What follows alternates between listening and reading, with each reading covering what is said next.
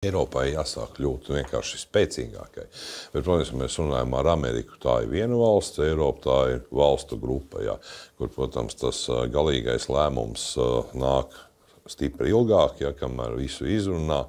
Bet es domāju, ka Eiropa ir pietiekami spēcīga, lai viņa to varētu darīt. Un te nu mēs maksājam par tām kļūdām, kas noteikti tika pieļauts 2014. gadā. Ir sevišķi arī no Eiropas. Ja. Krievi saprata, mēs varam lēkt tālāk pēc Krimas, nekas nav. Ja. Un visu laiku šī, teiksim, tāda piekāpšanās Krievijai, tagad mēs esam tur, kur mēs esam. Ja. Un nav tas, un nav šis, ja. Jo visi jau neviens pēc Padomju Savienības sabrukuma nedomāja, ka kaut kas tam līdzīgs varētu būt.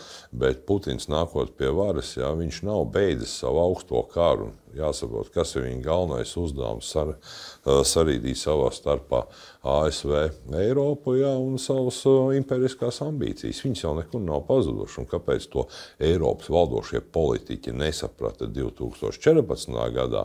Tātad viņi to var rakstīt memoāros un teiksim, vai mēs to nenovērtējām, ja, bet tas ir vesels process, kas ilgtermiņā bijis, un gala rezultāts ir šāds.